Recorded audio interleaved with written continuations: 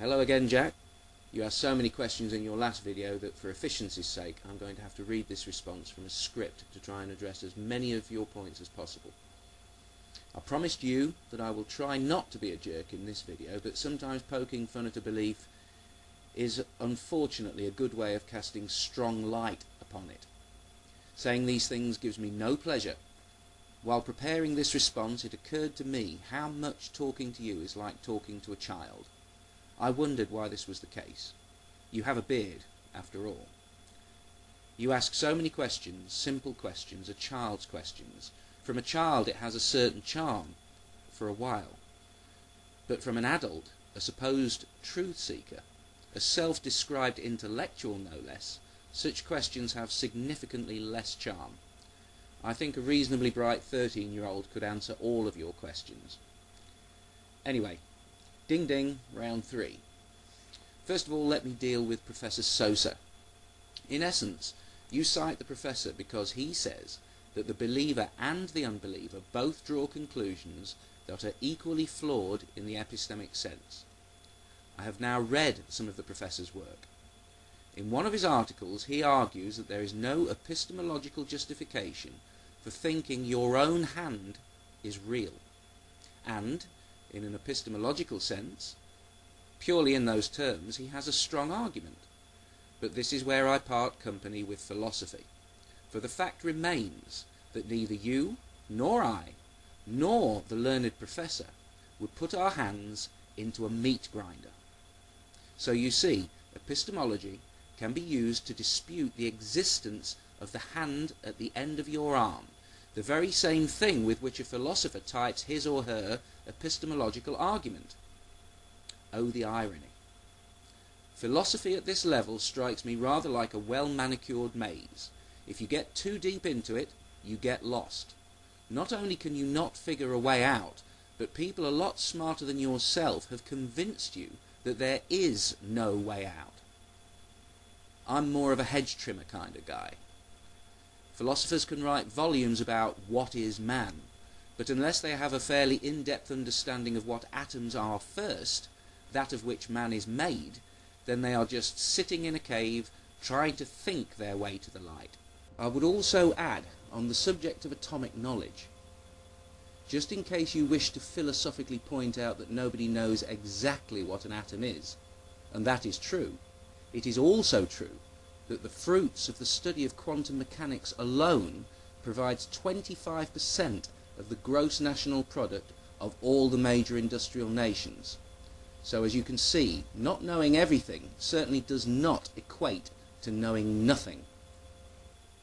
Also, unless Professor Sosa has accepted Jesus as his personal Arnold Schwarzenegger, you are using a man who does not share your conclusions to justify your conclusions.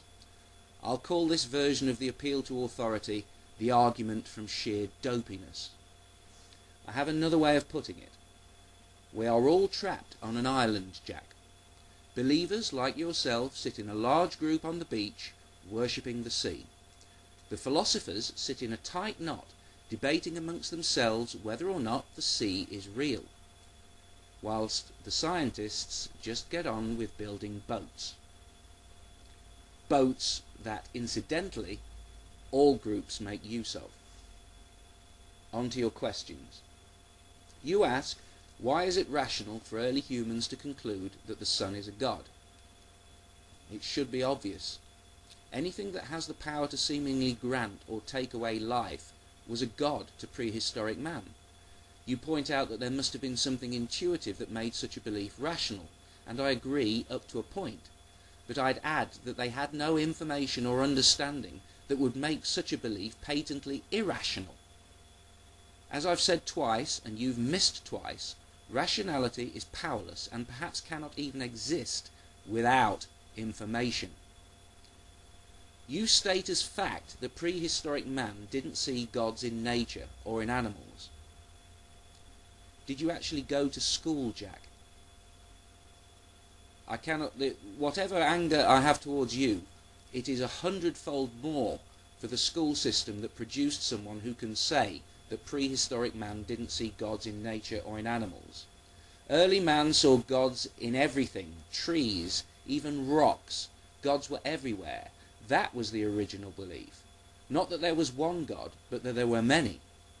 If you think you share intuitive belief with early man, you should believe in many gods.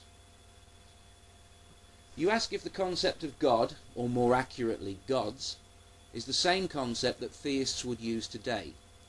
Of course not, Jack. Religions evolve. We have the fossil records of belief systems that predate yours. Later generations of religion, the monotheistic desert religions, learned from the mistakes of their extinct predecessors that if you identify something tangible or visible as a god, some smart ass can always come along, examine it, and prove otherwise. Modern religions such as yours have consciously avoided such a fatal mistake by placing God safely out of reach, beyond even space and time. You ask where the very idea of God came from. Well, it's really where did the idea of gods come from, because that seems to be the first idea.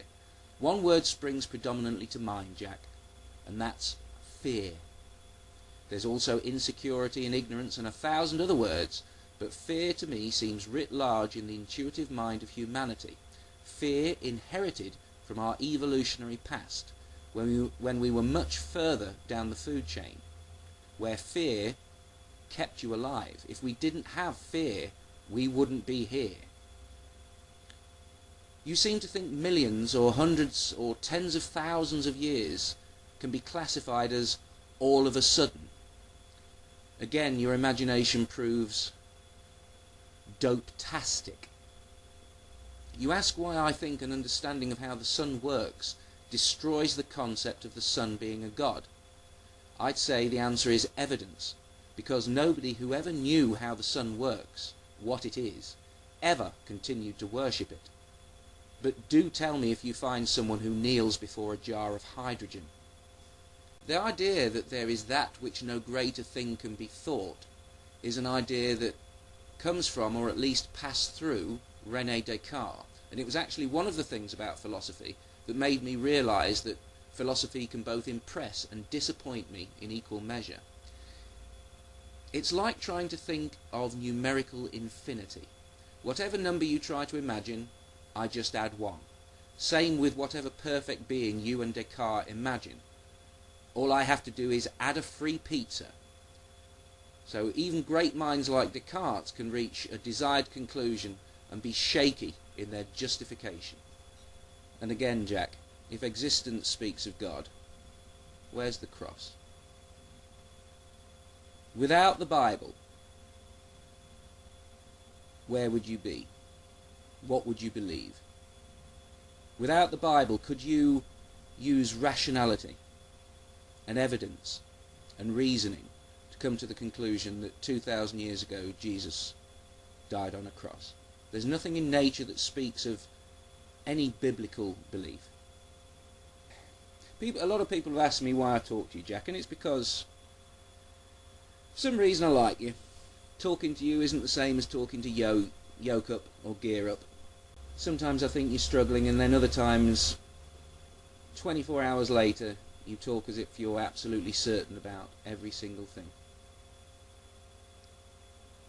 You're not doing videos about doubting faith. You're doing videos about justifying faith based on a book which contains beliefs which, without the book, you would never have.